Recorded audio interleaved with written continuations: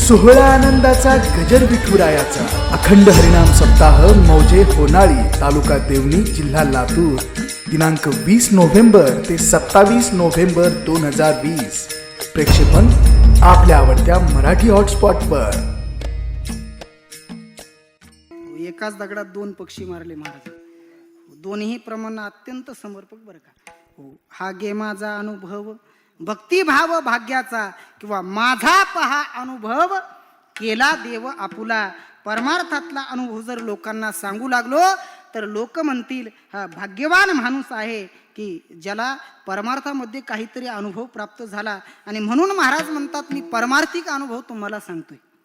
संसारिक अनुभव का सांगत नाही तर तुम्ही प्रत्येक माणसाला विचारा की संसारात काय अनुभव बरं तुमचा. एखाद्या 90 वर्षाच्या म्हाताऱ्या माणसाला विचारा बाबा तुम्ही 90 वर्ष झालं संसार करताय काय अनुभव आहे बरं तुमचा.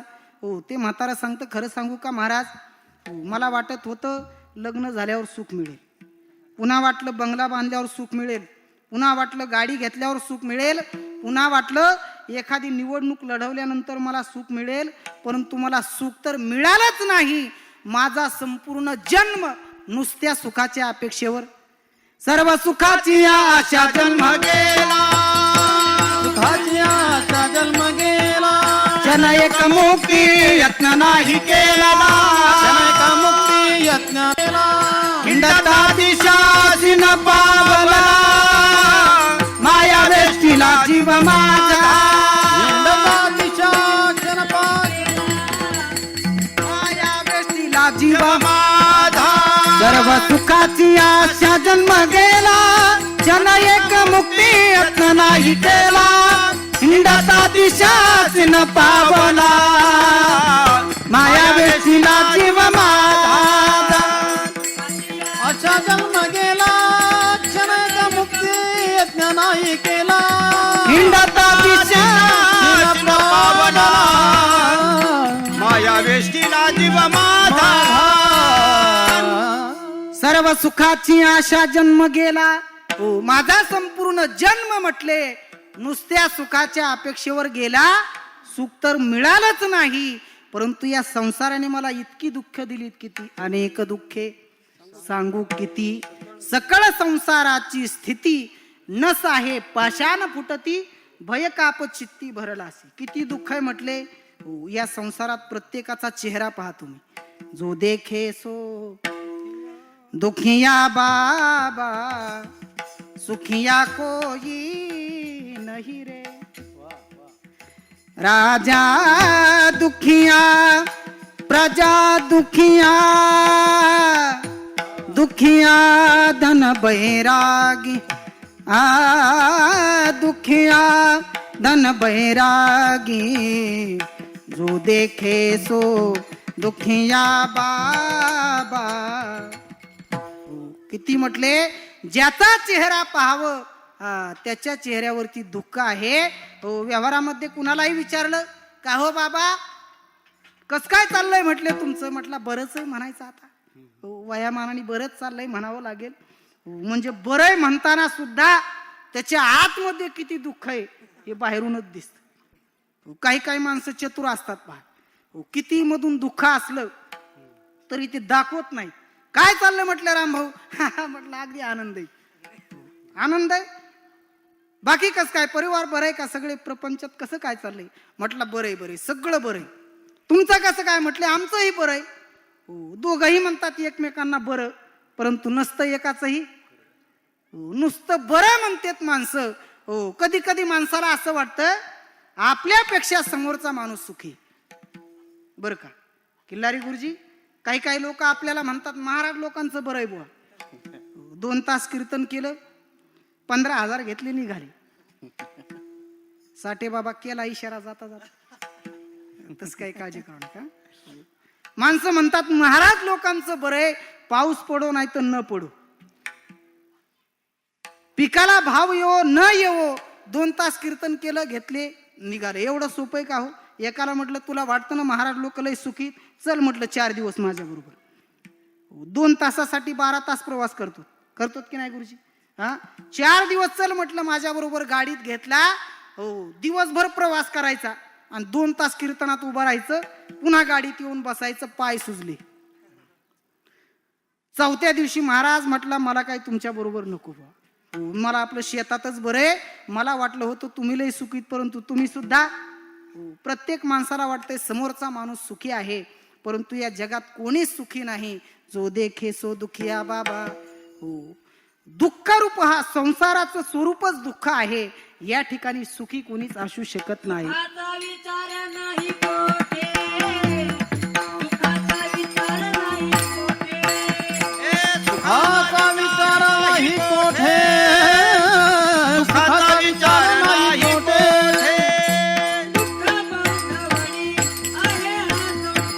दुःख बांधवडी आहे हा संसार, दुःख बांधवडी आहे हा संसार. बांधवडी आहे हा संसार. दुःख बांधवडी आहे हा संसार. सुखाचा विचार नाही कोठे, सुखाचा विचार नाही कोठे. सुखाचा विचार नाही कोठे, सुखाचा विचार नाही कोठे. सुखाचा विचार नाही कोठे. संसाराचं स्वरूपच म्हटले दुःख बांधवडी आहे हा संसार. वाटतं माणसाला समोरचा माणूस सुखी आहे, गरीबाला वाटतं श्रीमंत माणूस सुखी आहे, परंतु असं काही नाही. पहा, एका माणसाने भरत महाराज पुण्यावरून 5,000 रुपयाचा बूट विकत आणला. किती सरपंच? 5,000 रुपयाचा. काही काही माणसाला सूट मध्ये राहण्याची लई सवय असते. 5,000 रुपयाचा बूट विकत आणला आणि बूट आणल्याच्या नंतर तो माणूस दुसऱ्या दिवशी तो बूट घालून गावामध्ये असा ताड ताड चालू लागला. काही लोक म्हटले का हो राम भाऊ, काय भारी बूट आहे हो. म्हटले केवढ्याचा आहे हो? हा म्हटला 5,000चा आहे. काय भारी दिसतो म्हटले बूट तुम्हाला. हा, तो माणूस असा ताड ताड गावातून चालू लागला. हा, आणि 2 दिवस बूट घातल्याच्या नंतर 3ऱ्या दिवशी तो माणूस बूट न घालता एक फाटलेली चप्पल घालून चालू लागला. गावातली मंडळी म्हटले का हो राम भाऊ, एवढा 5,000चा बूट आणला तुम्ही, एवढा भारी बूट म्हटले तुम्हाला दिसत होता, आणि तो बूट म्हटले घरी ठेवला तुम्ही, आणि फाटलेली चप्पल घालून काय चालताय. राम भाऊनी सांगितलं बूट वरून तुम्हाला चांगला दिसत होता, पण आतमध्ये कुठं चावत होता हे फक्त मलाच कळत होतं. संसाराचं तसंच आहे बघा, वरून दिसायला सगळ्यांनाच चांगलं दिसतंय, परंतु आतमध्ये कुठं चावतंय हे ज्याची त्यालाच माहित आहे. विठाला विठाला.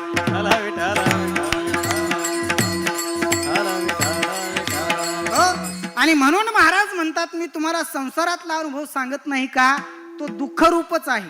तुम्ही कुणालाही विचारा, हा तो सांगेल महाराज संसारातलंही दुःख आहे बघा. याच्या उलट परमार्थातलं पहा, परमार्थात जर माणूस आला तर आनंदचा आनंद आहे. लांबचं कशाला. आता आपण 7 दिवस आपल्या गावामध्ये कीर्तनाचे कार्यक्रम सप्ताहाचं आयोजन केलेलं आहे. महालक्ष्मी मातेच्या मूर्तीच्या 6व्या वर्धापन दिनाच्या निमित्ताने, म्हणजे गेली 5 वर्ष आणि हे 6वं वर्ष आपण सप्ताहाचा कार्यक्रम आयोजित करतो. किती आनंद आहे बरं या 7 दिवसामध्ये. कुशल मार्गदर्शन आमच्या साठे बाबांचं आहे. एक तुकोनी घेतलेले मोती जशी ही जी मंडळी आणलीत, ही लाखातली एक मंडळी आपल्याला आनंद देण्यासाठी इथं आणलेली आहे. हो, म्हणजे 2 तास कीर्तन ऐकून खरं सांगा तुम्ही तुमच्या प्रपंचाला विसरतात की नाही. तुम्ही तुमच्या घरच्या सर्व समस्यांना, दुःखाला विसरतात. फक्त 2 तास जर परमार्थ केला तर माणसाला एवढा आनंद मिळतो. संत महात्म्यांनी जीवनभर परमार्थ केला, किती आनंद असेल. आनंदाची अंग आनंद, आनंद हो आनंदाची अंग आनंदाचे, आनंद आनंदाचे अंग आनंदाचे, आनंदाचे, आनंदाचे अंग आनंद, आनंदाचे डोही आनंद तरंग, आनंदाचे डोहे आनंद तरंग, आनंदाचे डोहे आनंद तरंग, आनंदाचे डोळे आनंद तरंग, आनंदाचे अंग आनंदाचे, आनंदाचे, आनंदाचे अंग आनंद, आनंदाचे डोही आनंद तरंग, आनंदाची अंग, हो आनंदाची, हो किती आनंद आहे म्हटले. अहो त्या आनंदाचं मी वर्णन करू शकत नाही, एवढा मोठा आनंद आहे. 7 दिवस म्हटले होणाळी गाव भक्तिमय होऊन जाते. किती आनंद आहे. हो, दरवर्षी तरी म्हटले एकच कीर्तन असायचं रोज, यावर्षी 2-2 कीर्तन आहे. आणि विशेष म्हणजे हा आनंद या 7 दिवसापुरता मर्यादित नाही, तर आपल्या सर्वांचं आवडतं चॅनल शेमारो मराठी बाणा या चॅनलवरती पुन्हा आपण ह्या आनंदाचं श्रवण करणार आहोत, त्याचा उपभोग घेणार आहोत. म्हणजे दुधात साखर पडणार आहे, पुन्हा पुन्हा आपण हा आनंद उपभोगणार आहोत. म्हणजे परमार्थामध्ये किती आनंद आहे म्हटले, आनंदच आनंद आहे. आणि म्हणून म्हटले मी परमार्थिक अनुभव तुम्हाला सांगतोय. विठ्ठला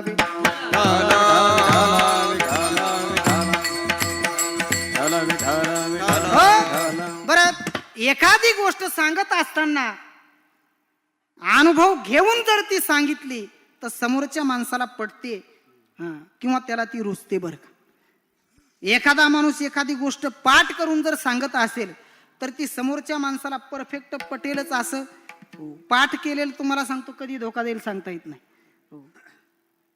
सांगती दुर्लभ ज्ञानाच्या गोष्टी, अनुभव पोटी कैसा घडे. अनुभव नसेल आणि मोठ्या मोठ्या ज्ञानाच्या गप्पा मारत असेल तर ते श्रोत्यांच्या गळी उतरत नाही. बरं का, अनुभव जन्य ज्ञान जर असेल तर ते मात्र श्रोत्यांच्या गळी लगेच उतरत. पाठ करून जर सांगत असेल तर पाठ केलेलं कधी धोका देईल सांगता येत नाही. किल्लारी गुरुजी कधी धोका देईल. गंमत म्हणून सांगतो, एका गावामध्ये एका मुलीचं लग्न जमलं. 10 दिवसानंतर मुलीचं लग्न होणार आणि मग मुलीच्या आईने त्या मुलीला जवळ बोलावून घेतलं. म्हटली, हे बघ बबे. काय म्हटली ती आई? इथं बबी कोण नाही ना, मी बी निवडूनच नाव आणले तसं. मुलीची आई म्हटली, हे बघ बबे, 10 दिवसानंतर तुझं लग्न होणार. तुला नांदायला सासरी जावं लागणार आणि सासरी गेल्याच्या नंतर सासू कशी भेटते आपल्याला माहीत. दीर कसा भेटेल, ननंद कशी भेटेल, त्या कुटुंबामध्ये कोण कसं भेटेल, कुणाचा स्वभाव कसा आहे आपल्याला काहीच माहीत नाही. परंतु ऐक म्हटले, सगळ्यात जास्त त्रासदायक पात्र जर कोणतं असेल तर ते म्हणजे सासू. तुम्ही म्हणा, मी नाही म्हणत. सगळ्यात जास्त त्रासदायक पात्र म्हणजे सासूचं.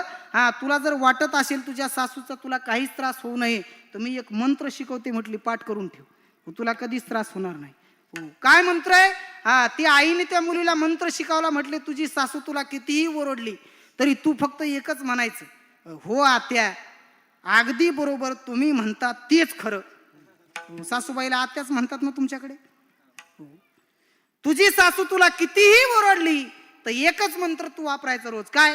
हो आत्या, अगदी बरोबर, तुम्ही म्हणता तेच खरं.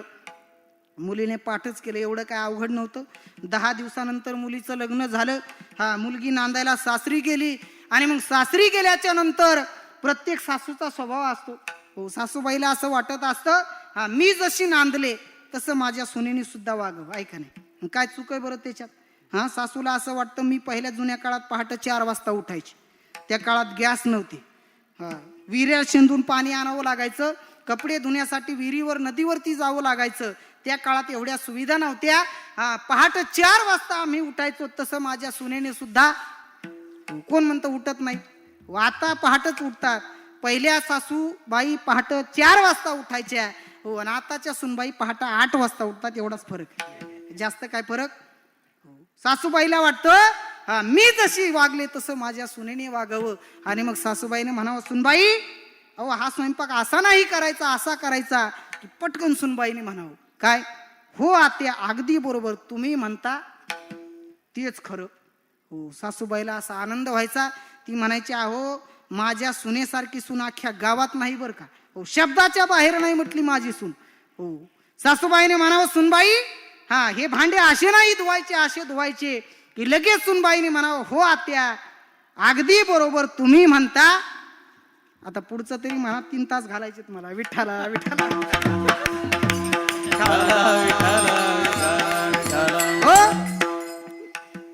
सासूबाईचं शब्द कानावर पडला की सुनबाईनी मंत्र पाठ केलेला लगेच म्हणायची. परंतु गंमत अशी घडली सज्जना हो, एक दिवस सासूबाई पडली आजारी. तिला झाला कोरोना.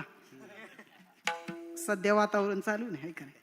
सासूबाईला झाला कोरोना आणि मग 5-6 लाख रुपये म्हटले नुसत्या गरम पाणी पिण्यासाठी खर्च झाले बरं का. सासूबाईंना 14 दिवसानंतर घरी आणल्या गेलं तरी सासूबाईचा कोरोना काही जाईना. आणि मग सासूबाईंनी सुनबाईला जवळ बोलावून घेतलं. म्हटले, हे बघ सुनबाई, भरपूर पैसा खर्च झाला. मला असं वाटतंय तुम्हाला जास्त त्रास देण्यापेक्षा विष खावा आणि पटकून मरून जावं. लगेच सुनबाई काय म्हटली? हो आत्या अगदी बरोबर तुम्ही म्हणता. आता मर म्हटल्यावर जमतं वय सासूबाईला.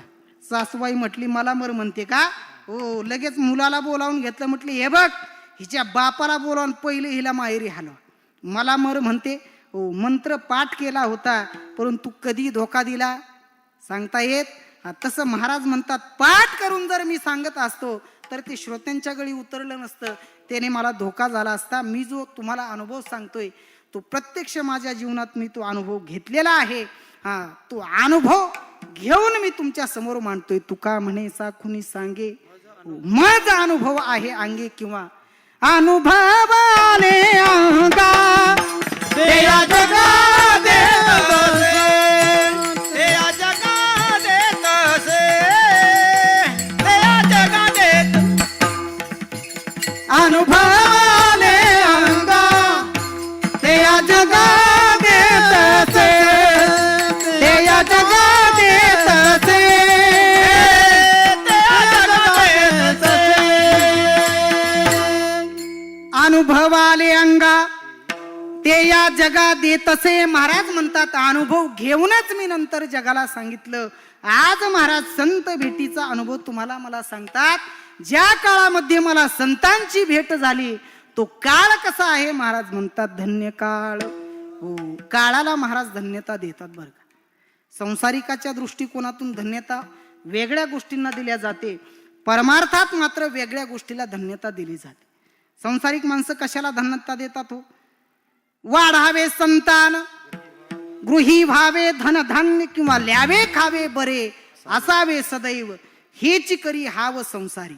हो एखादा माणूस व्यवहारामध्ये श्रीमंत असेल तर माणसं म्हणतात आहो आम्ही धन्य आहोत, देवाने आम्हाला भरपूर काही दिले, जमीन जुमला भरपूर आहे, मुलं मोठ्या मोठ्या हुद्द्यावरती कामाला आहेत, देवाने एवढं भरभरून दिलंय. स्वतःला भाग्यवान समजतात माणसं, समजतात. व्यवहारामध्ये त्यांनाच किंमत आहे. कुणाला? धनवंता लागी सर्व मान्यता हे जगी, मान्यता आहे जगी सर्व मान्यता आहे जगी. हो धनवंता लागी सर्व मान्यता आहे जगी सर्व मान्यता आहे जगी सर्व मान्यता आहे जगी. धनवंता लागी सर्व मान्यता आहे जगी, सर्व मान्यता आहे जगी. धनवंता लागी सर्व मान्यता आहे जगी, सर्व मान्यता आहे जगी, सर्व मान्यता आहे जगी. धनवंता लागी सर्व मान्यता आहे जगी. या जगात कुणाला मान आहे म्हटले? अहो जो माणूस श्रीमंत आहे त्याला माणसं वाकून रामराम घालतात. कोण म्हटले हो आमदार साहेब? अहो म्हटलं आमचे जवळचेच म्हणायचे. आमदाराचा आणि याचा दूर दूर तर कोई संबंध. तरी म्हणतो आमदार साहेब म्हणजे माझ्या घरातलेच म्हणायचं. कशामुळं? श्रीमंत आहे, माल असला की माणसं वाकून रामराम करतात, आहे का नाही? हो कबीरदासजी सुंदर वर्णन करतात. सब पैसे के भाई रे, सब पैसे के भाई भाई, सब पैसे के भाई, भाई सब पैसे के भाई, सब पैसे के भाई. क्या बात है, वाह वाह. दिल का साथी कोई नहीं रे, दिल का साथी, दिल का साथी कोई नहीं रे, दिल का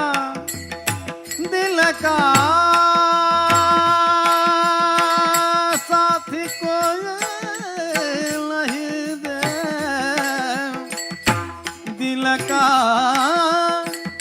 दिल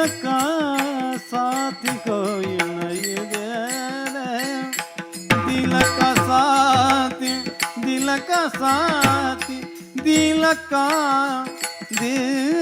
का साथ कोई नहीं रे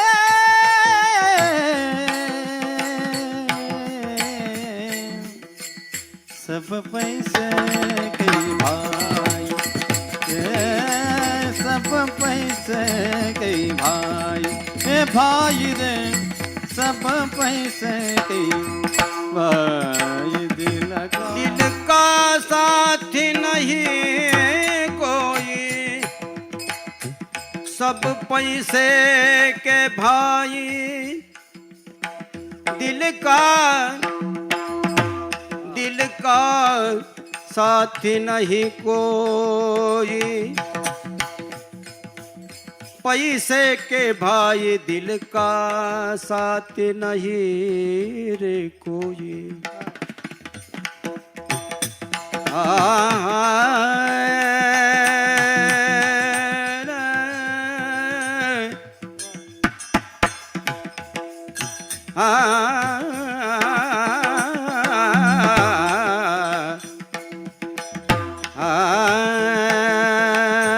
साथी नहीं कोई दिल का रे साथी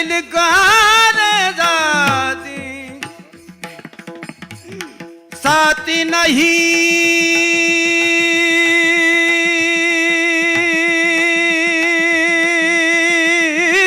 रे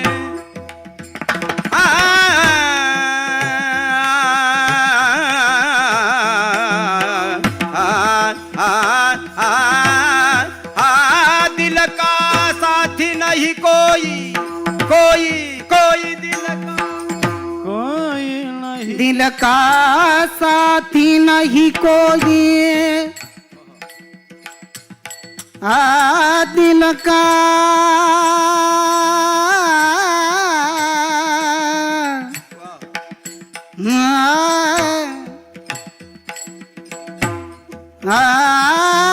दिल का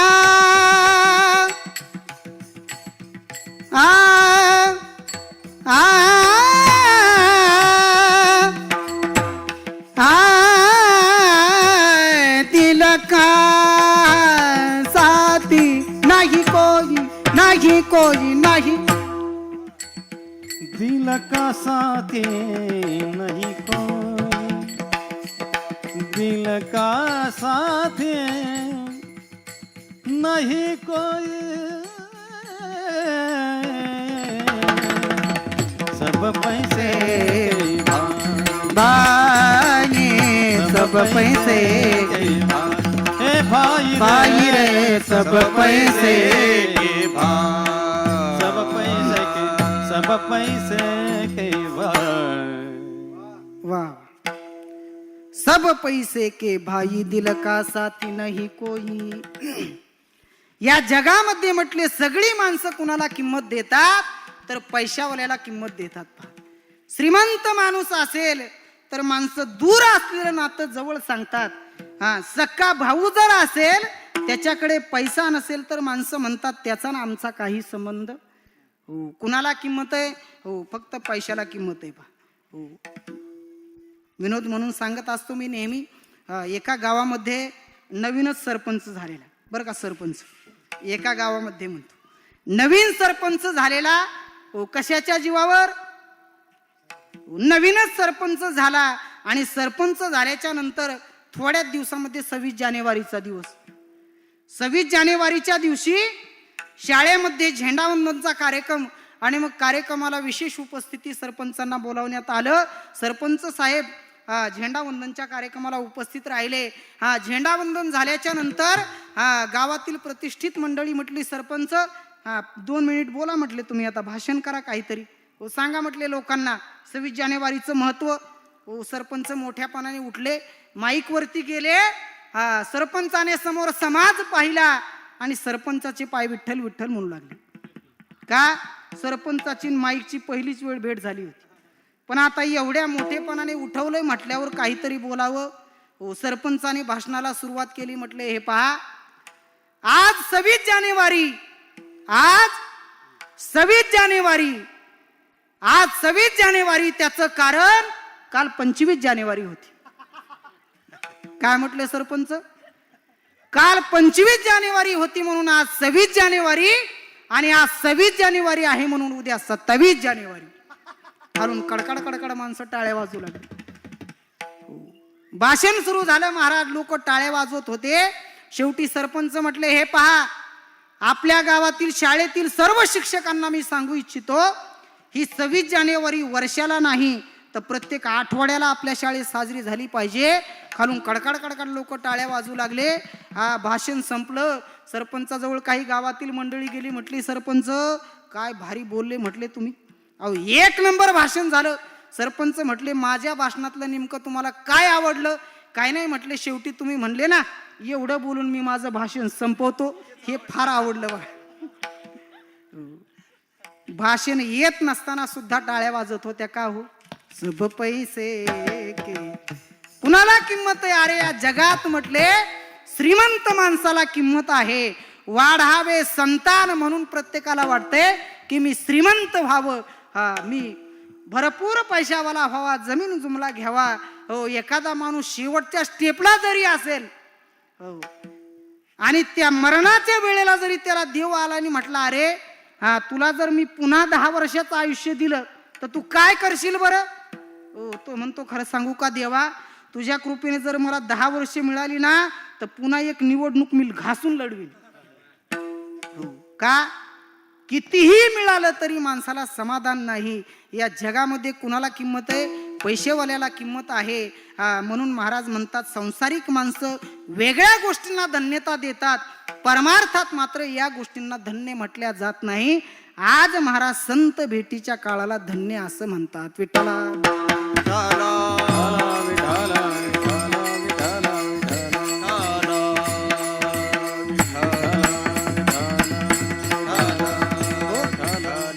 का बरं महाराज संत भेटीच्या काळाला धन्यता देतात?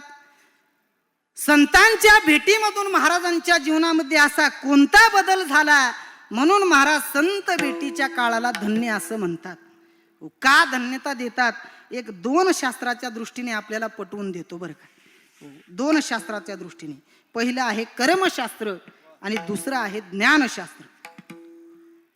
कर्मशास्त्राच्या दृष्टीने पटवून देत असताना कर्मशास्त्राचे 2 नियम आहेत. कर्मशास्त्राचा पहिला नियम आहे, प्रत्येकाला कर्म हे करावं लागतं आणि केलेल्या कर्माचं फळ हे प्रत्येक माणसाला भोगावंच लागतं. हे 2 नियम कर्मशास्त्राचे आहेत. या जगामध्ये जन्माला आलेला प्रत्येक जीव त्याला कर्म करावं लागतं, कोणीही असो. एखादा म्हणेल, महाराज मी काहीच कर्म करत नाही. एवढा मोठा आमच्या होनाळी गावामध्ये सप्ताह चालू आहे. 7 दिवस म्हटले चित्रीकरण होत आहे. एवढे मोठे गुणीजन मंडळी, एवढे मोठे महाराज मंडळी आमच्या गावात आहेत, तरीही मी त्यांची काही सेवा करत नाही. मंडपामध्ये मी सतरंजी आतरत नाही, मी पखवाज आणत नाही, मी टाळ आणत नाही, मी काहीच करत नाही. म्हणजे मी काहीच कर्म करत नाही. महाराज म्हणतात, बाबा काही न करणं हे सुद्धा एक प्रकारचं कर्मच आहे की नाही? पहा, गावामध्ये सप्ताह बसायच्या अगोदर सप्ताहाची मीटिंग आयोजित केल्या जाते. मीटिंग ठरल्याच्या नंतर गावातील सगळी मंडळी मीटिंगला येतात आणि मग त्याच्यात 1-2 जण असे उठून उभे राहतात. म्हणतात, हे पहा, मागच्या वर्षीचा हिशोबातला घोळ काढा तर सप्ताह होऊ देतो, नाही तर सप्ताहच होऊ देत नाही. काही शहाणे माणसं म्हणतात, अरे बाबा एवढा सप्ताह होऊस तर तू काहीच करू नको, हेच आमच्यासाठी भरपूर झालं. काही न करणं हे सुद्धा काय आहे? याच्याही पुढे सांगू का? महाराज म्हणतात, श्वास घेणं आणि श्वास सोडणं हे सुद्धा एक प्रकारचं कर्म आहे. मी कर्म करत नाही म्हणण्यापेक्षा प्रत्येकाचं कर्म हे अगोदरच मांडून ठेवले. जयाचे कर्मसूत्र मांडोनी ठेविले स्वतंत्र, तो तेची गती ते पात्र. अहो, जसं कर्म आहे तसाच माणूस वागतोय, म्हणजे कर्म प्रत्येकाला करावंच लागते. विठ्ठला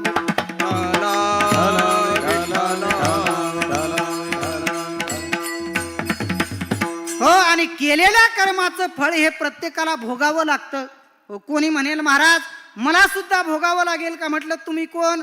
म्हटलं, मी होनाळी गावचा ग्रामपंचायत सदस्य. म्हटलं, तुला सुद्धा भोगावं लागेल. महाराज मला? तुम्ही? म्हटलं, मी आमदार आहे उदगीरचा. तुम्हाला भोगावं लागेल. आमदार खासदाराचं सोडा, जगाचा मालक ज्याचा पुत्र आहे आणि देवांचा राजा इंद्र ज्याचा मित्र आहे, अशा राजा दशरथाला सुद्धा कर्माचं फळ चुकलं. कर्मे श्रीराम वनवासा गेला, कर्मे दशरथ वियोगे मेला, कर्मे रावण क्षयो पावला, वियोग घडला सीतादेवी. मग एवढ्या मोठ्या माणसांना जर कर्माचं फल भोगावं लागतं तर तुम्हाला मला भोगावंच लागेल. विठ्ठला विठ्ठला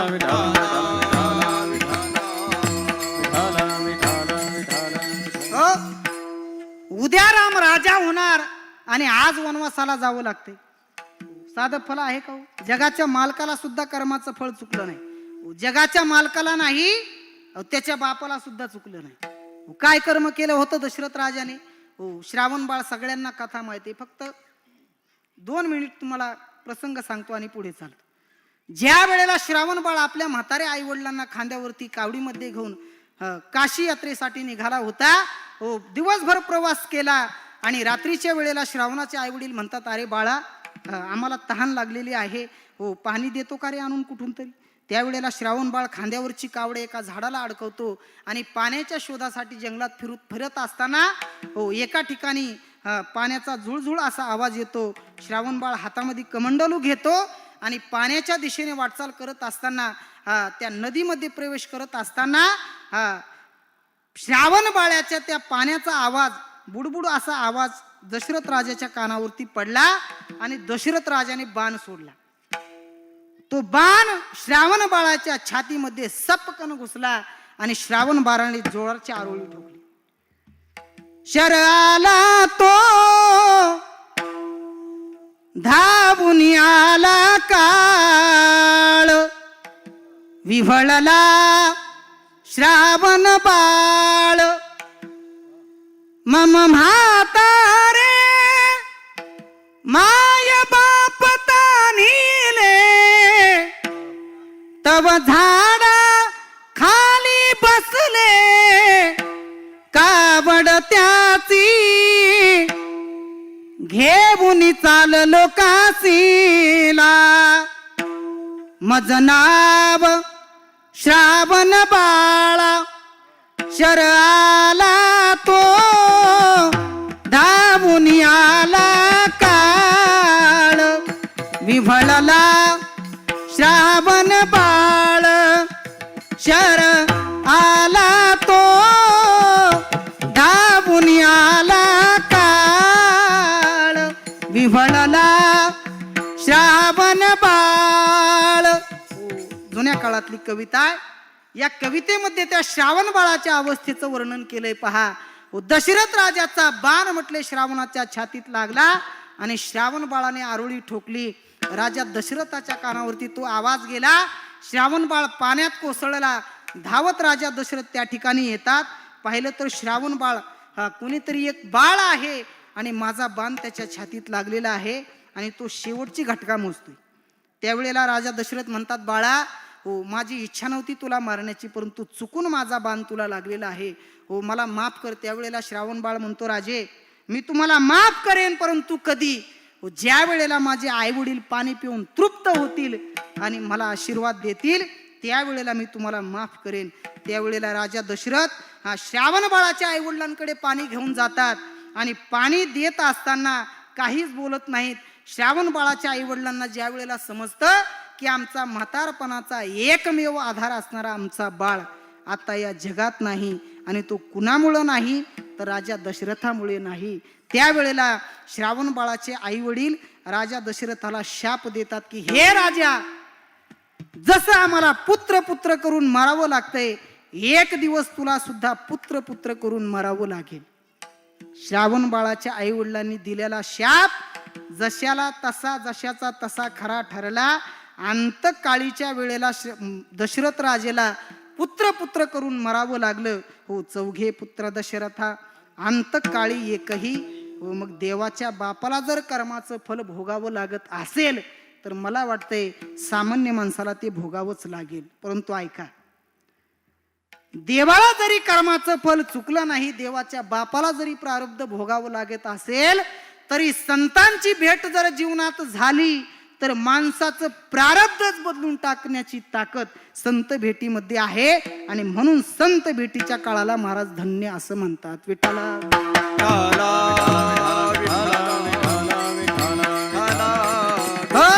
संतांची भेट जीवनामध्ये झाली रे झाली की माणसाचं प्रारब्ध बदलून जाते.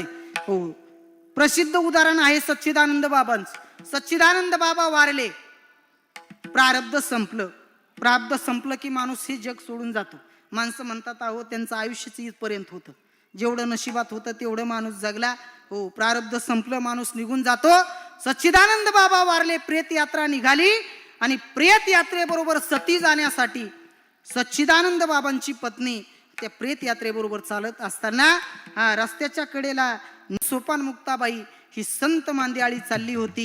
सच्चिदानंद बाबांच्या पत्नीचं लक्ष त्या संतांकडे गेलं आणि ती माता त्या प्रेत यात्रेमध्ये बाजूला जाऊन ज्ञानोबारांच्या चरणावरती ज्या वेळेला नतमस्तक होते त्यावेळेला मुखातून बाहेर शब्द पडतात, अखंड सौभाग्यवती भव.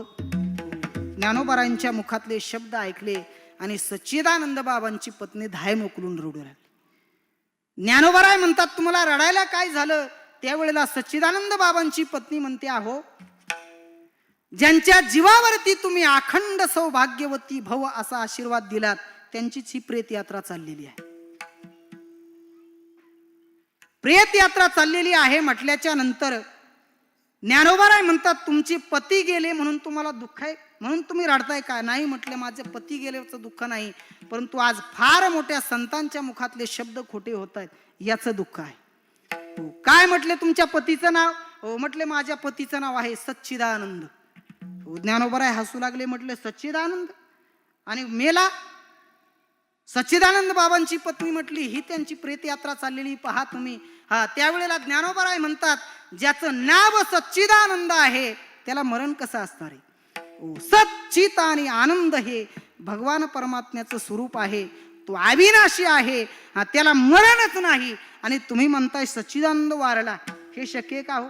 त्यावेळेला ज्ञानोबाराय प्रेत यात्रा थांबवतात आणि प्रेत खाली ठेवल्यानंतर 3 हाक ज्ञानोबाराय मारतात, सच्चिदानंद सच्चिदानंद सच्चिदानंद. परिणाम सच्चिदानंद बाबा ताटीवरती उठून सच्चिदानंद सच्चिदानंद तटा तटा तुटती बंद, तटा तटा तुटती बंद, तटा तटा तुटती बंद. सच्चिदानंद सच्चिदानंद तटा तटा तुटती बंद, तटा तटा तुटती बंद, तटा तटा तुटती बंद. सच्चिदानंद सच्चिदानंद तटा तटा तुटती बंद, तटा तटा तुटती बंद, तटा तटा तुटती बंद.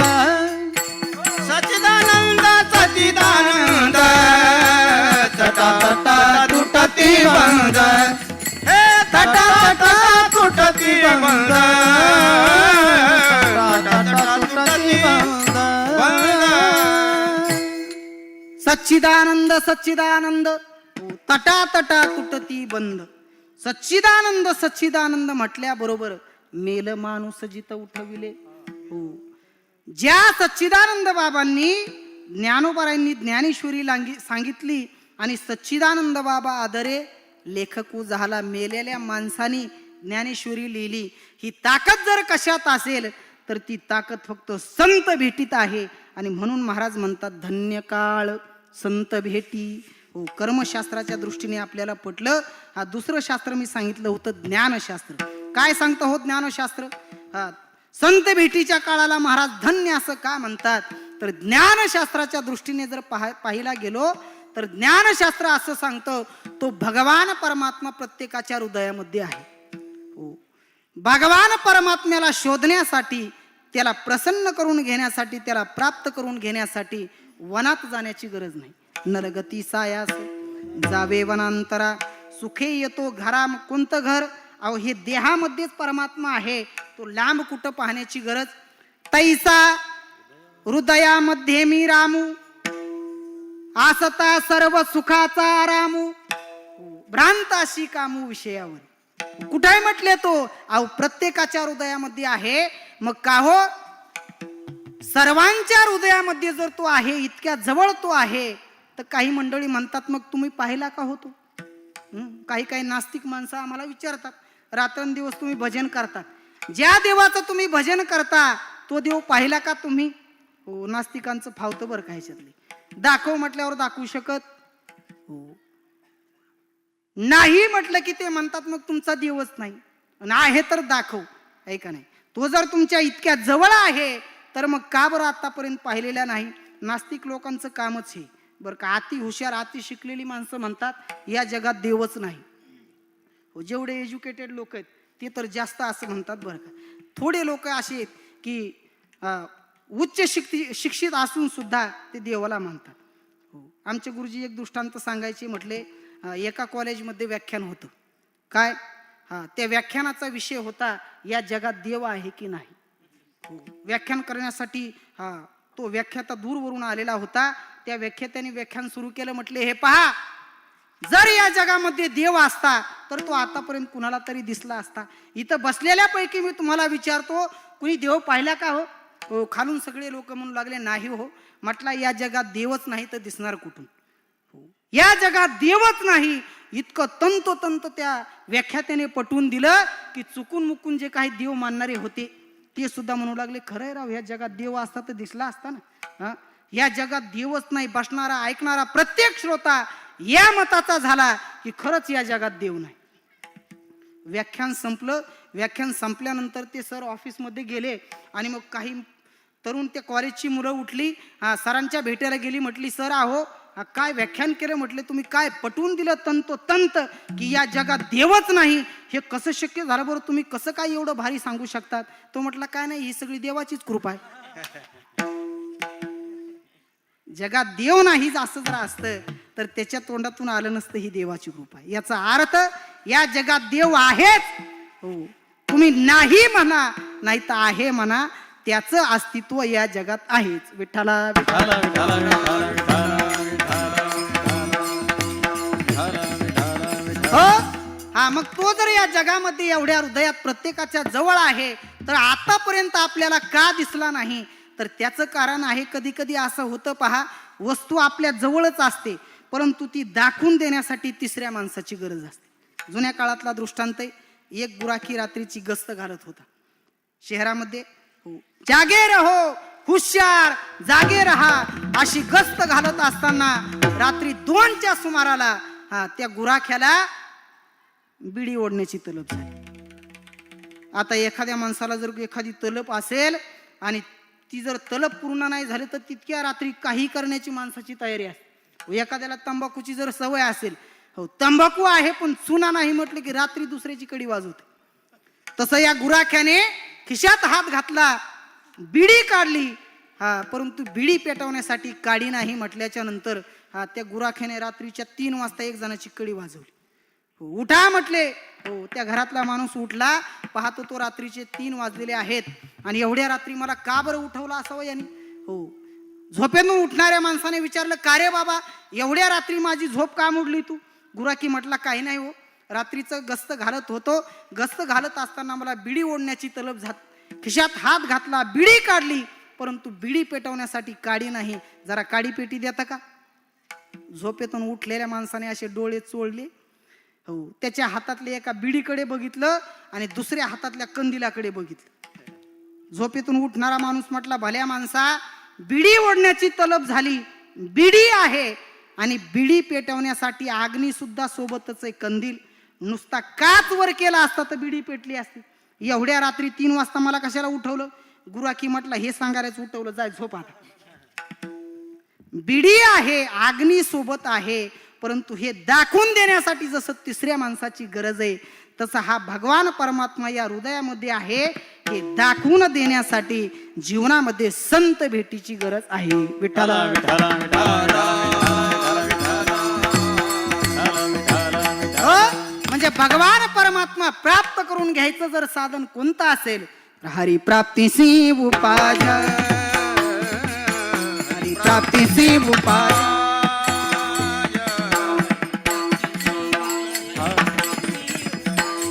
प्राप्तीसी उपाय हरिप्राप्तीशी उपाय हरिप्राप्तीशी उपाय हरिप्राप्तीशी उपाय हरिप्राप्तीची उपाय हरिप्राप्तीची उपाय धरावे संतांचे ते पाय धरावे धरावे धरावे संतांचे ते पाय येणे साधती साधने येणे साधती साधने धरावे संताचे ते पाय धरावे संताचे ते पाय येणे साधती साधने येणे साधती साधने प्राप्तीची उपाय धरावे संतांचे ते पाय धरावे संतांचे ते पाय हरिप्राप्तीची उपाय धरावे धरावे संताचे संतांचे ते पाय धरावे संतांचे ते पाय हरिप्राप्तीसी उपाय हो धरावे संतांचे ते पाय हो संतांशिवाय संत भेटीशिवाय भगवान परमात्मा जीवनात प्राप्त होत नाही आणि म्हणून संत भेटीच्या काळाला महाराज धन्य असं म्हणतात. विठोबा रखुमाई जय जय विठोबा रखुमाई हरी विठोबा रखुमाई जय जय विठोबा रखुमाई जय जय विठोबा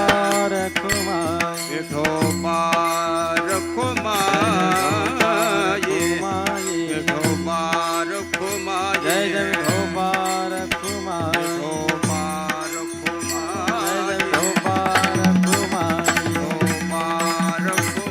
विठोबा रखुमाई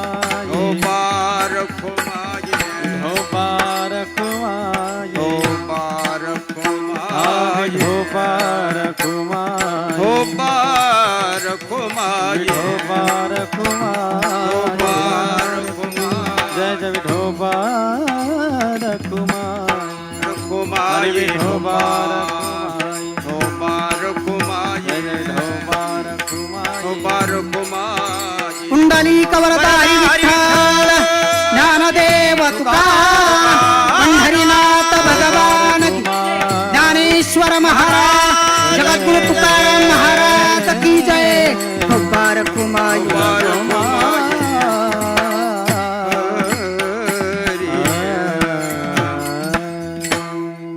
धन्य काळ संत भेटी पायी मिठी पडली तो. महाराज म्हणतात हा संतांची भेट मला माझ्या जीवनामध्ये झाली. तो काळ कसा आहे म्हटले धन्य काळ. हो का धन्य म्हटलं जातं का धन्य महाराज म्हणतात मी तुम्हाला पटवून सांगितलं. हो संत भेटीच्या काळाला महाराज धन्य म्हणतात. हो आपल्या जीवनामध्ये अनेक माणसं आपल्याला भेटतात परंतु आपण त्यांना धन्य असं म्हणत हो त्यासाठी संतांची भेट व्हावी लागते. हो मग का हो महाराज आळंदी पंढरपूरला जेव्हा आम्ही जातो तेव्हा आम्हाला कितीतरी संत भेटतात.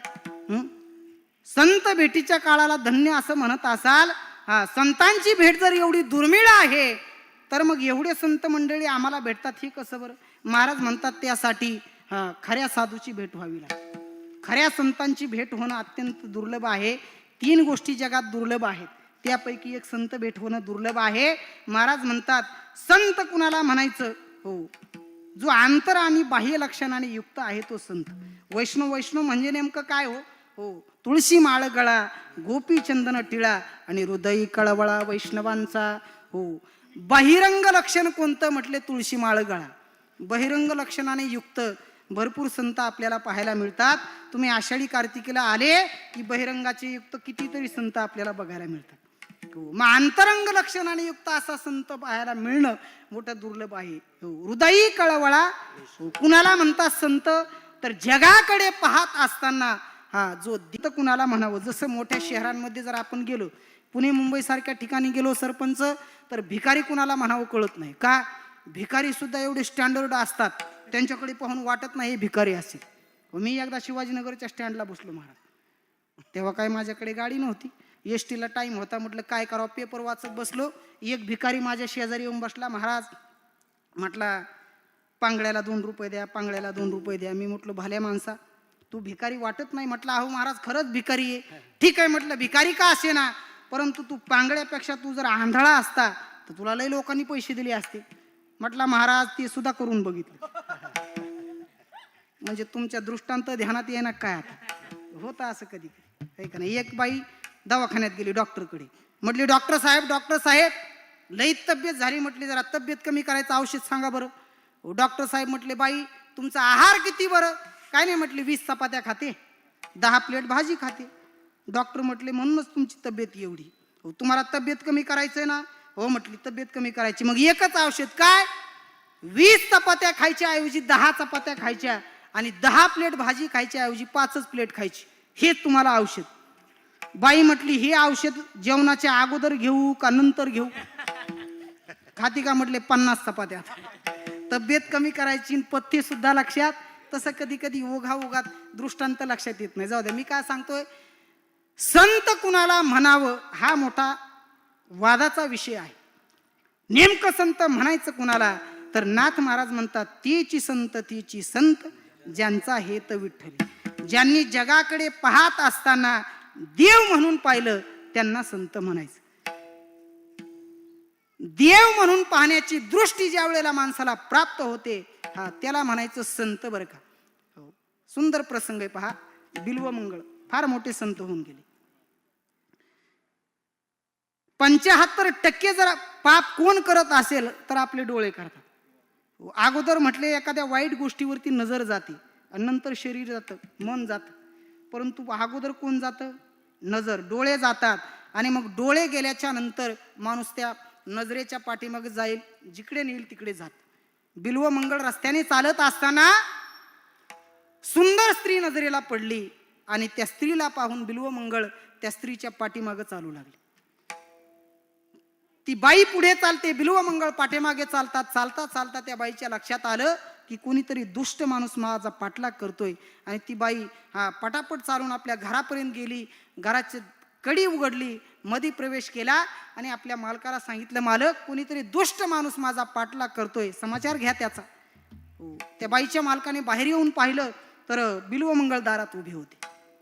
कावं म्हटले कशासाठी पाठलाग करताय म्हटलं. त्यावेळेला बिल्वमंगळाच्या आपली चूक लक्षात आली.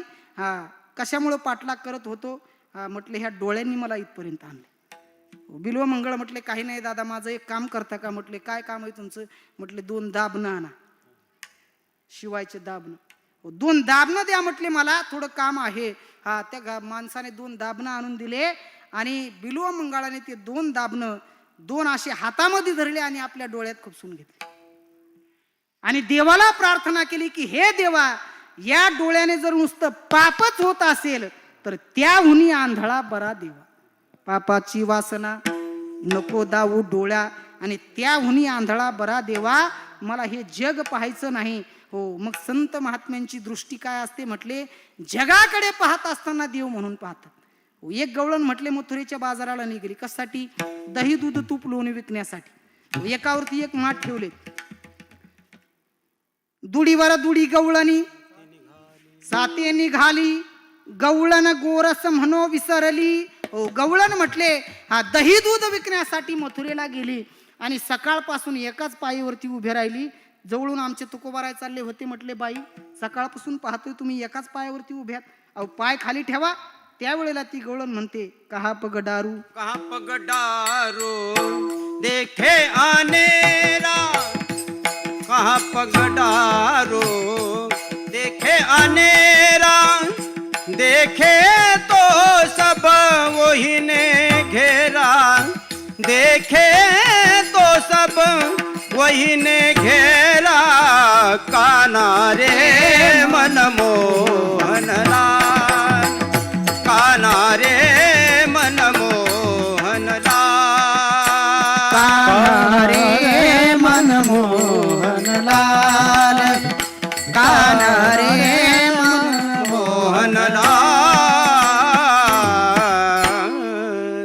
कहा पगडारू देखे अनेरा देखे तो सब वहिने घेरा.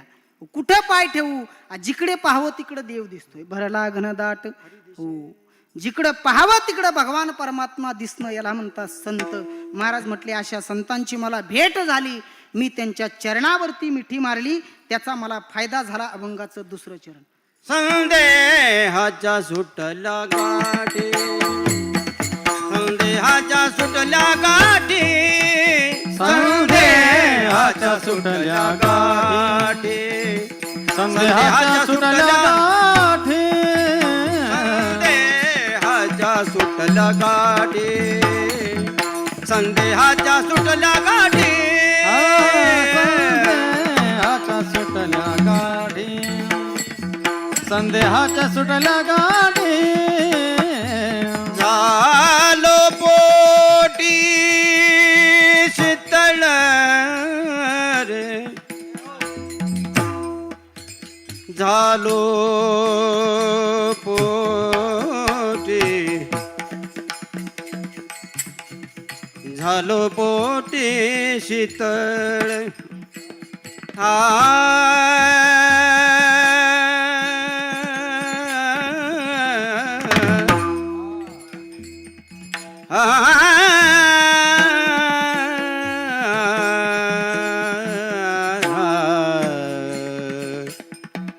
झालो पोटी,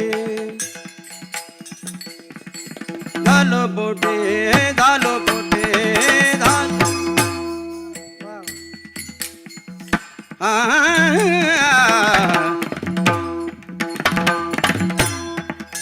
झालो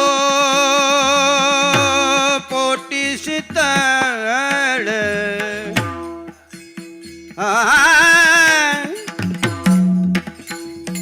झालो पोटी शीतळ, शीतळ,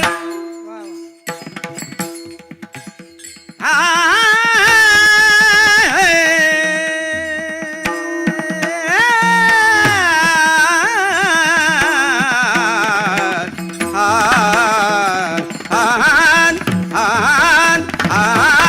झालो पोटी,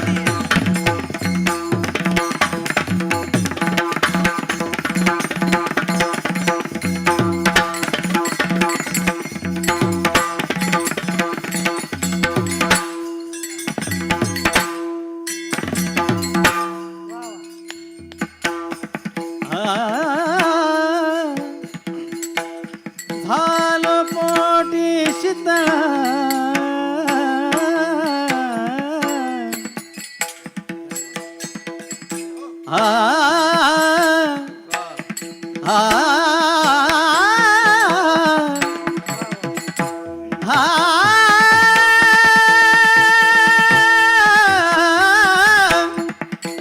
झालो पोटी शीतळ, संदेहाचे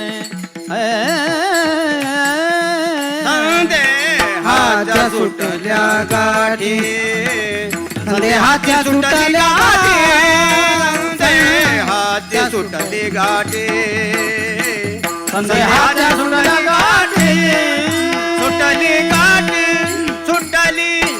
वा. संदेहाची सुटली गाठी, हो झालो पोटी शीतळ. महाराज म्हणतात संतांची मला भेट झाली, मी त्यांच्या चरणावरती मिठी मारली, त्याचा मला फायदा झाला. कोणता? हा संदेहाची सुटली गाठी. बरं का, गाठी अनेक प्रकारच्या आहेत.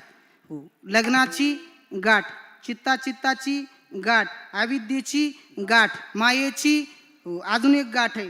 म्हटले महाराज अहो ते कोपऱ्यात बसलेले जरा मोकळं बोलतच नाही, ते लय आतल्या वातली एक.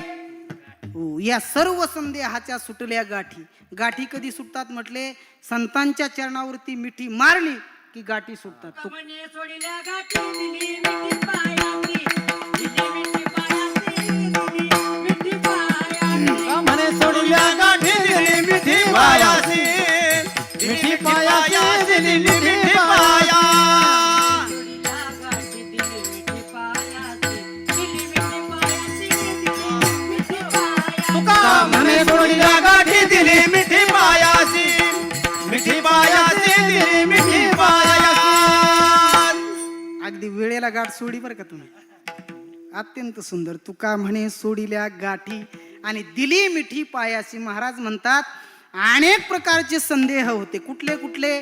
म्हटले हे जग सत्य आहे की मिथ्या आहे, सत आहे की असत आहे. हा भगवान परमात्मा ज्याची मी भक्ती करतोय, शास्त्र म्हणतोय तो निर्गुण आहे आणि मी मात्र सगुणाची भक्ती करतोय. मग तो नेमका सगुण आहे की निर्गुण आहे? हा तो भगवान परमात्मा, तो शिव, आणि हा जीव भिन्न आहे की अभिन्न आहे? हे सर्व संदेहाच्या सुटल्या गाठी. बरं का? महाराज म्हणतात मला संतांची भेट झाली आणि मला समजलं की हे जग कसं आहे. म्हटले रज्जू सर्पाकार भासिले जगडंबर. हो, पहिला संदेह म्हटले निरसन झाला. दुसरा संदेह माझ्या मनामध्ये होता की हा भगवान परमात्मा सगुण आहे की निर्गुण? तर सगुण निर्गुण दोन्ही एकू. हो, क्रमांक 3 चा संशय. महाराज म्हणतात तिसरा संशय माझ्या मनात होता की तो हा जीव आणि तो शिव म्हटले एक आहे की भिन्न आहे की अभिन्न? तर तुका म्हणे कैची कीव आणि कोठे जीव निराळा. या सर्व संदेहाच्या सुटल्या गाठी आणि महाराज म्हणतात झालो पोटी शीतळ. हो, शीतळ म्हणजे मी शांत झालो. का हो महाराज, संत भेटीचा एवढाच फायदा आहे का? महाराज म्हणतात नाही. तर संतांच्या वचनरूपी कृपा प्रसादामुळे ही भवनदी मी सहज तरून गेलो. भवनदीचा झाला तारा, भवनदीचा झाला तारा, भवनदीचा झाला तारा, भवनदीचा झाला तारा, भवनदीचा झाला तारा, भवनदीचा झाला तारा, भवनदीचा झाला तारा, भवनदीचा झाला तारा. उतरा प्रसादे, या उतरा प्रसादे, संदेहाच्या सुटल्या गाठी, संदेहाच्या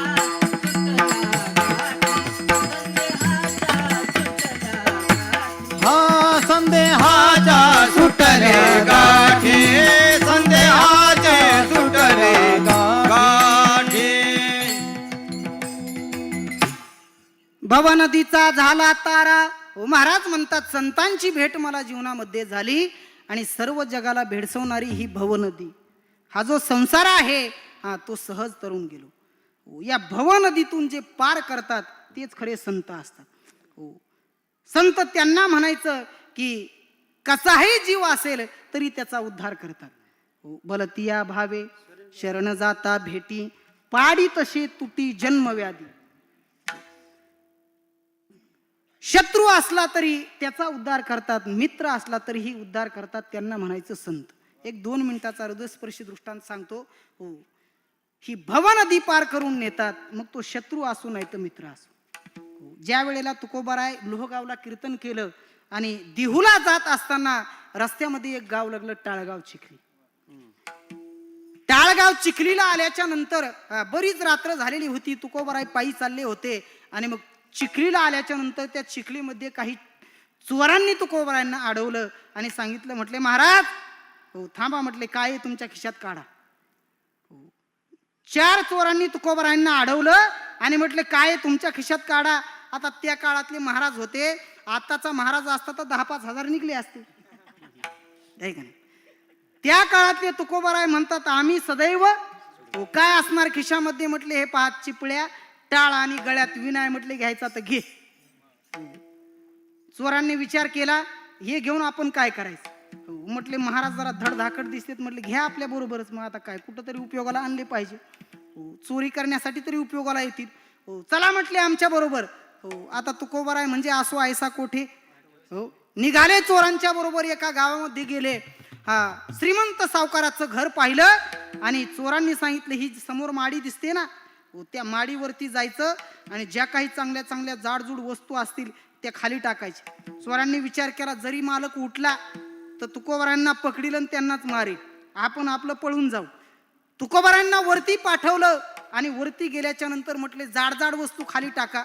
आता तुकोबारायांच्या दृष्टीने जाडजाड वस्तू म्हणजे पाटेंवर वंटे, आहे का नाही? सोनं आणि माती समलोष्टाश्म कांचना. महाराज म्हटले जाडजाड वस्तू टाका म्हटल्यावर पाटेंवर वांटेच खाली फेकू लागले. चोर म्हटले अहो यांना आपली भाषा कळत नाही. म्हटले अहो जाड नाही, जरा हलक्या वस्तू टाका. हलक्या टाका म्हटल्यावर महाराजांनी फडेन केरसुनी टाकाऱ्या चालू केली. चोर म्हटले चांगली चोरी झाली आज. असं करता करता पहाटचे 4 वाजले आणि तुकोबारांची काकडा भजनाची वेळ झाली. तुकोबारांनी सगळं टाकून दिलं आणि तिथंच काकडा भजन चालू केलं. काकडा भजन चालू केल्यानंतर तुकोबारांचं भजन ऐकून सावकार उठला. पाहतो तर घरी तुकोबाराय. प्रत्यक्ष तुकोबाराय आपल्या घरी काकडा करतात.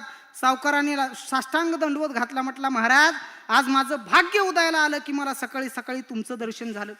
काय पुण्य असेल माझं. तुकोबाराय म्हटले एकटा नाही आलो, अजून बरेच भक्त मंडळी बसले आहेत म्हटले बाहेर. त्यांना सुद्धा सापडून आणलं आणि काकडा झाल्याच्या नंतर सावकार म्हटला महाराज तुमच्या सर्व वारकऱ्यांना काय बेत करू सांगा. महाराज म्हटले त्यांनाच विचारा. चोर जरा लाजू लागली. तुकोबाराय म्हटले यांना गुलाबजामुनचा बेत करा, जेवू घाला, दक्षिणा देऊन वाटला. त्यावेळेला त्या सावकारांनी त्या सगळ्या चोरांना, सावकाराच्या दृष्टीने ते वारकरी होते, सगळ्यांना जेवू घातलं, दक्षिणा दिली. आणि ते जे 4 चोर होते ते 4 चोर म्हणजे तुकोबारांच्या 14 टाळकऱ्यापैकी 4 टाळकरी झाले. कोण होते हो? चोर होते. परंतु थोडी संत महात्म्यांची भेट झाली तर जीवन बदलून गेलं, जीवनाचा उद्धार झाला. विठ्ठला विठ्ठला हो. कुठल्याही भावनेने जा, कुठल्याही माणसाचा शत्रू असला तरी आणि मित्र असला तरी जे उद्धार करतात, भवनदी पार करतात त्यांना म्हणायचं संत. महाराज म्हणतात त्या संतांच्या कृपा प्रसादाने मी ही भवनदी तरून गेलो आणि एकदा का भवनदी तरून गेलो जीवनातलं दुःख संपलं, मंगलमय अवस्था प्राप्त झाली. ती मंगलमय अवस्था प्राप्त करून देणारे दाते जर कोण असतील तर ते एकमेव संत आहेत. अभंगाचं शेवटचे तुका म्हणे मंगळ आता, तुका म्हणे मंगळ आता, मंगल आता तुका म्हणे मंगल आता, तुका म्हणे मंगळ आता, तुका म्हणे मंगळ आता, तुका म्हणे मंगल आता, तुका म्हणे मंगल. कोण दाता या भुने, कोण दाता या भुने, संदेहाची सुटली गाठे, संदेहा सुटले गाठे. कोण यावनी, कोण दाता यावनी, संदेहाची सुटले गाठे, संदेहाची सुटले गाठे. तुका म्हणे मंगळ आता, कोण दाता याहुनी. महाराज म्हणतात हो मला मंगलमय अवस्था माझ्या जीवनाला प्राप्त करून देणारं दातृत्व जर कोण असेल तर ते एकमेव संत आहे. पुराणामध्ये अनेक प्रकारचे दाते होऊन गेले. आपल्या सर्वांना माहित आहे शिबी राजा, हरिश्चंद्र राजा, कर्ण राजा एवढे मोठे दाते झाले असताना सुद्धा तुकोबाराय संतांना दाता का म्हणतात बरं का. दाता त्याला म्हटलं जातं की जो दान देत असताना कुठल्याही स्वार्थाचा विचार करत नाही बरं का. या जगामध्ये अनेक श्रीमंत माणसं आहेत, अनेक श्रीमंत आहेत, परंतु दान देण्याची सगळ्यांची मानसिकता या जगामध्ये म्हणण्यापेक्षा जाऊ दे जगाचं. आपल्या देशात कोण श्रीमंत आहे सगळ्यात? अंबानी घराणा बरं का. साठे बाबा किती श्रीमंत आहे म्हटले. अहो त्या नीता अंबानीचा चहा पिण्याचा खर्च 3 लाख आहे म्हटलं. किती? मी असं ऐकलं बरं का. नीता अंबानी सकाळी उठल्याबरोबर 3 लाखाचा चहा पिते. मी म्हटलं काय कप बशा फोडून खाते का काय माहिती. एवढे श्रीमंत जरी असतील, मी काय सांगतोय अशी अनेक माणसं या जगात श्रीमंत आहेत, परंतु दान करण्याची दातृत्व सगळ्यांच्या ठिकाणी नाही बरं का. श्रीमंत लोक भरपूर आहेत, परंतु श्रीमंती आणि उदारता दातृत्व हे एका ठिकाणी पाहायला मिळत नाही शक्यतो. परंतु आज मात्र महाराज संतांच्या ठिकाणीच दातृत्व आहे असं. उदार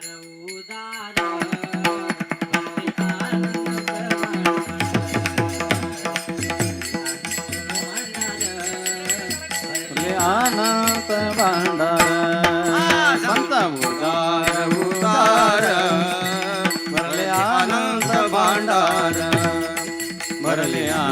भांडार भरले अनंत भांडार अनंत भांडार संत उदार उदार आणि भरले अनंत भंडार. हो, संतांना उदार दातृत्व संतांच्या ठिकाणी का म्हणतात तर कुठल्याही स्वार्थाची अपेक्षा न ठेवता, कुठलीही इच्छा न ठेवता नुसते जे देतच राहतात. घातला दुकान आणि देती आली अशी दान. संत उदार, संतांना दाता म्हणतात त्याचं कारण भगवान परमात्मा दाता आहे बर का, परंतु कधी घेशी तेव्हा देशी. अगोदर घेतो आणि नंतर देतो म्हणून भगवान परमात्मा 2 नंबरला गेला. आणि तुम्ही आम्ही तर नंबर मध्ये बसत नाहीत, परंतु तरी 3 नंबरला घालू का. एक पंगत घालतो म्हणतो माझ्या मुलीचं लग्न होऊ दे, विहिरीला पाणी लागू दे, मुलाला नोकरी लागू दे. पंगत घालतो 10,000ची आणि मागून घेतो 3 माणसाच्या आयुष्यभराच बर का. दात्यात बसत. दाता त्याला म्हणतात की कुठल्याही स्वार्थाची अपेक्षा न ठेवता जे नुसतं देतच राहतात त्यांना म्हणतात दाता. दाता तोची एक जाना नारायणा स्मरवी हे नारायणा स्मरवी नारायणा स्मरवी. दाता तोची एक जाना नारायणा स्मरवी नारायणा रवी नारायणा स्मरवी. अरे दाता तोची एक जाना नारायणा स्मरवी नारायणा स्मरवी नारायणा स्मरवी. दाता तोची एक जाना नारायणा स्मरवी नारायणा स्मरवी नारायणा स्मरवी. वा क्या बात आहे महाराज. एकदा टाळ्या हो द्या. रत्न आहेत बरं का. ही जी माणसं आहेत ना, ही लाखातली एक माणसं आहेत. एवढी 3 माणसं म्हणजे एवढं सोपं नाही. एवढ्या 7 दिवस आपल्या गावामध्ये हजर राहणं बरं का. आमचे भरत महाराज असतील, खिल्लारी गुरुजी आहेत आणि आमच्या माजलगावचं हे भूषण आहेत सुभाष महाराज भोगे. हो, वारकरी चालींचा खजिना म्हटले की आमचे महाराज येतात. हो, अत्यंत सुंदर चाल महाराज. हो, दाता तोची एक जाना नारायणा स्मरवी त्याला दाता म्हणतात. हो, की जो भगवान परमात्म्याचं स्मरण करून देतो त्याला खरा दाता म्हणतात. तुका म्हणे मंगल आता कोण दाता याहुनी. अनेक दाते झाले तरीही महाराज फक्त संतांना दाता म्हणतात. त्याचं कारण फक्त संतांच्या भेटीमध्येच एवढी ताकद आहे की या जीवनाचा उद्धार व्हावा. हे जीवन भवसागर तरुण जावं, भव नदीचा झाला तारा. संत भेटीतच एवढी ताकद आहे की जीवनातले सर्व संदेह निघून जातील, संदेहाच्या सुटल्या गाठी. संत भेटीतच ती ताकद आहे. आणि म्हणून आपण सुद्धा आपल्या जीवनामध्ये संतांची भेट झाली की फक्त काय करायचं, दिली मिठी संदेहाच्या सुटल्या गाठी, झालो पोटी शीतळ. अभंगाच्या 4ही चरणांचा सरळ शब्दशः भाव सांगण्याचा प्रयत्न केला. मी काय फार विद्वान आहे असं नाही. गुरुवाऱ्यांच्या मुखातून जे ऐकलं ते आपल्या समोर मांडलं.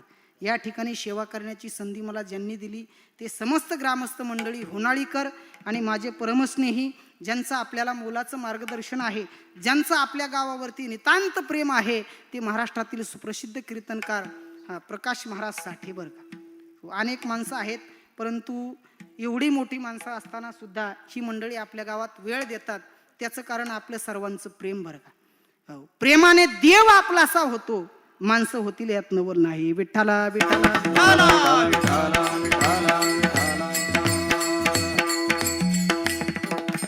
प्रेमाने देव आपलासा होतो. पहा, फक्त प्रेमाने भजन करता आलं पाहिजे माणसाला. एक छोटासा हृदयस्पर्शी दृष्टांत सांगेन. प्रेमाने देव आपलासा होतो. संत मीराबाई, रजपूत रमणी, प्रेममूर्ती मीरा राजघराण्यातील स्त्री होती. प्रेमाने जर भजन केलं तर कितीही पापी असू द्या, देव सुद्धा आपलासा होतो. देवाला आपलंसं करण्याची ताकद फक्त कशात असेल तर ती प्रेमामध्ये आहे. हो, मीराबाई रोज भजन करायच्या. हो, मीराबाईच्या घरच्या मंडळींनी म्हणावं, मीरा हो, लोग कहे मीरा भई रे, बाप कहे कुलनासी रे. हे आपलं काम नाही. हो, आपण राजघराण्यातील आहोत. हा, बापाला घराण्यातल्या लोकांना लाज वाटायची की आपली मुलगी पायामध्ये घुंगरू बांधून भजन करते. आणि मग भजन करत असताना मीराबाईंना विरोध सुरू झाला. कुठून? बाहेरून नाही, अगोदर घरातून. आणि एक गोष्ट लक्षात ठेवा, ज्या वेळेला एखादा माणूस चांगलं करत असेल, चांगलं वागत असेल तर त्याला त्रास झाल्याशिवाय राहत नाही. आणि तो त्रास देणारे बाहेरचे नसतात, ते आपल्या जवळचे माणसं असतात, आहे का नाही? तसा मीराबाईंना देखील त्रास सुरू झाला. कुठून? घरातूनच. विष का प्याला राणाजीने भेजा, पिबत पिबत मीरा. विष देण्यात आलं. कुणी दिलं? घरच्याच माणसांनी दिलं. ज्या ज्या मंडळींना आतापर्यंत त्रास झाला, हो, दुसरा कुणापासून नाही, घरातल्याच माणसांनी त्रास दिला. प्रभू रामचंद्रांना वनवासाला जावं लागलं. कुणामुळं? अयोध्येतल्या लोकांमुळे नाही. कुणी वनवास दिला? घरातल्याच मंडळींनी दिला. पांडवांना त्रास झाला. कुणाकडून? स्वतःच्या भावांकडून. सत्याच्या मार्गावर चालत असताना नेहमीच त्याला त्रास होत असतो, परंतु त्या सत्याच्या मार्गावर चालणाऱ्या मंडळींनी आपला तो मार्ग कधीही सोडला नाही. तसं मीराबाईंनी सुद्धा कधीच भजन सोडलं नाही. ऐसी लागी लगन, ऐसी लागी लगन, मीरा हो गई मगन, वो तो गली गली हरे गुन गाने लगी, महलों में पली. ऐसी लागी लगन. मीराबाईंची लगन इतकी भजनामध्ये लागली होती. रात्रंदिवस त्या श्याम सुंदर कन्हैयाचं भजन मीराबाई करायचे. आणि भक्तीचं विलक्षण तेज मीराबाईंच्या चेहऱ्यावरती चमकू लागलं. आणि तो मीराबाईंचा तेजस्वी चेहरा पाहून त्या गावातील एका भंग्याच्या मुलाने मीराबाईंना पाहिलं. आणि त्या भंग्याच्या मुलाच्या मनात मीराबाई बसल्या. हो, तो भंग्याचा मुलगा घरी गेला आणि आईला म्हटलं, आई लग्न करीन तर फक्त मीराबाईशीच. आईने सांगितलं, बाळा माझ्याजवळ म्हणलास तर म्हणलास, बाहेर कुणाजवळ म्हणू नको. का? अरे राजघराण्यातील स्त्री आहे ती, सामान्य नाही. आपली लायकी नाही त्यांच्या घराण्याशी सोयरीक संबंध जोडण्याची. आणि तू म्हणतोस लग्न करीन तर मीराबाईशी. हो, त्यावेळेला तो मुलगा जेवत नव्हता, झोपेना. 4 दिवस झाले, 8 दिवस झाले, मुलगा सारखा चिंताग्रस्त. हो, आईला राहावे ना. आईचं अंतःकरण मीराबाईंच्या घरी त्या मुलाची आई पोहोचली. म्हटली, मीराबाई माझा मुलगा म्हणतोय लग्न करीन तर मीराबाईशी. त्यावेळेला मीराबाईंनी सांगितलं असं. हो, 8 दिवस झाले म्हटलं तो जेवला नाही, झोपला नाही, फक्त एकच विचार करतोय, लग्न करीन तर मीराबाईशी. मीराबाईंनी सांगितलं, मीरा लग्न करता तयार आहे, तुमच्या मुलाला घेऊन या. तयार आहे? हो, फक्त एक अट आहे. म्हटले, कुठली? काय नाही म्हटले, 7 दिवस त्या भगवान कन्हैयाचं भजन करायचं. रात्रंदिवस समोर मूर्ती ठेवल्या जाईल आणि त्या मूर्तीकडे एकटक पाहून रात्रंदिवस त्या मूर्तीकडे पाहून भजन करायचं. एवढीच आट आहे म्हटलं. त्या मुलाची आई घरी घरी सांगितलं, बाळा मीराबाई लग्न करण्यासाठी तयार आहेत, परंतु एक आट आहे. म्हटले, काय?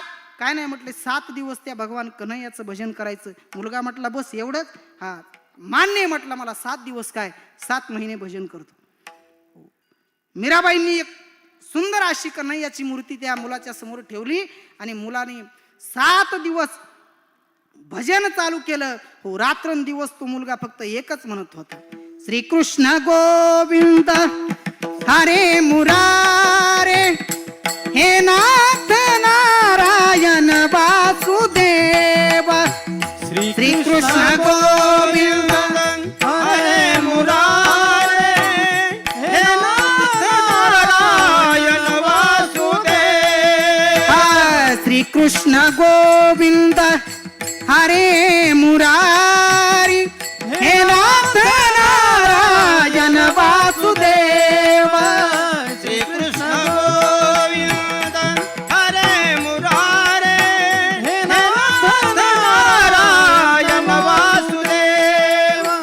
हे नाथ नारायण वासुदेव, हे नाथ नारायण वासुदेव.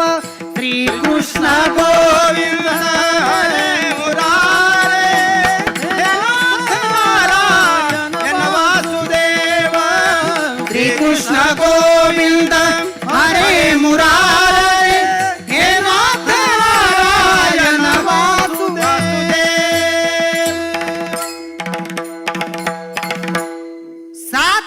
त्या मुलाने श्रीकृष्ण गोविंद हरे मुरारे भजन केलं. 6 दिवसामध्ये प्रत्येक माणसाच्या अंतःकरणात 3 दोष असतात, मन, विक्षेप आणि आवरण. 3ही दोष भजनाच्या माध्यमातून, नामस्मरणाच्या माध्यमातून अंतःकरणातने निघून गेले. 7व्या दिवशी मीराबाई त्या मुलाच्या समोर उभ्या राहिल्या.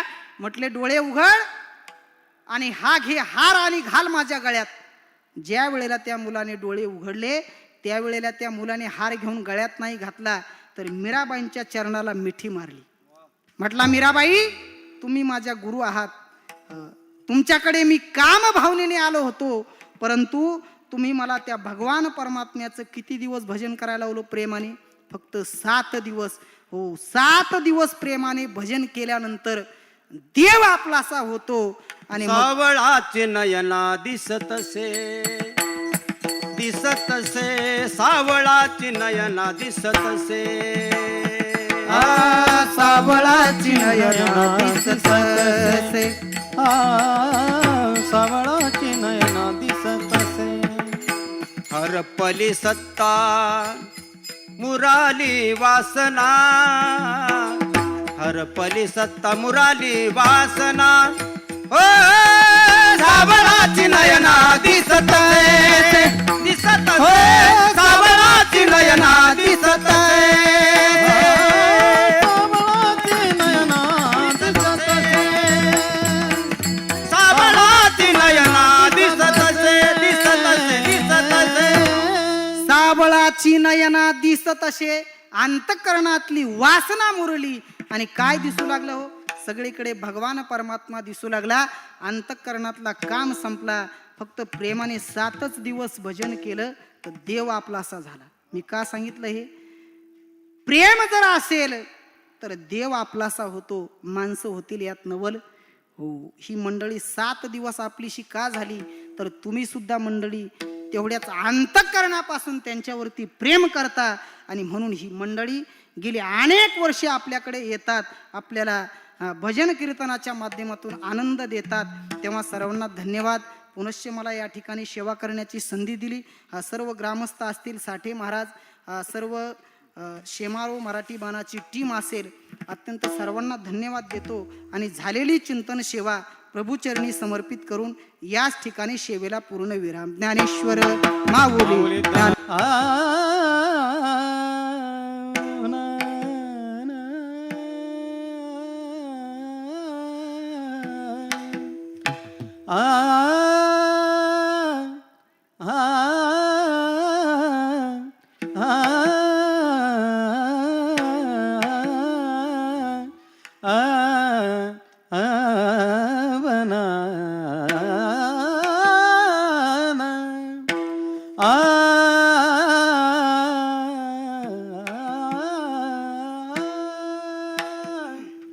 तुका म्हणे मंगळ आता,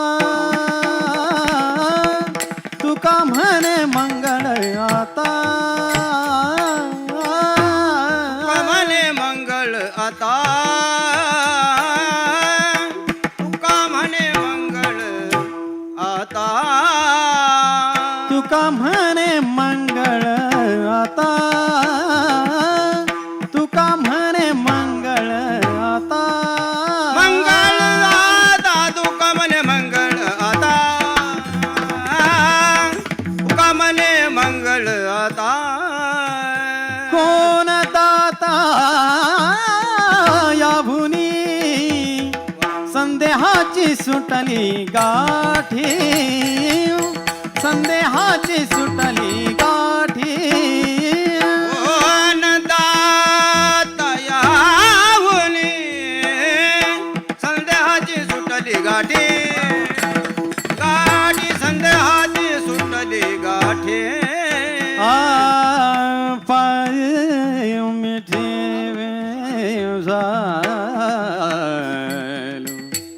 झालं पोटी शीतळ, झालो झालो पोटी शीतळ.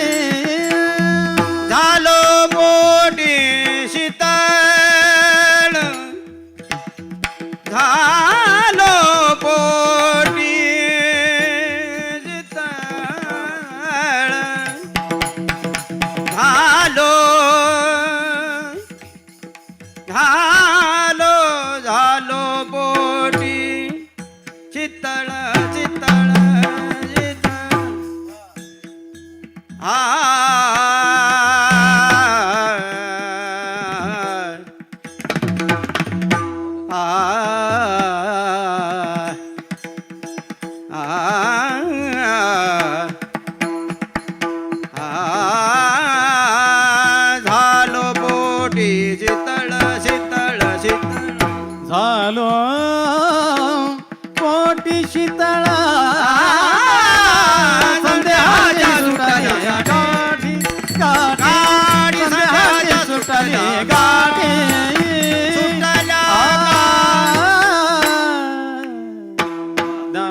विठ्ठल जय जय विठ्ठल.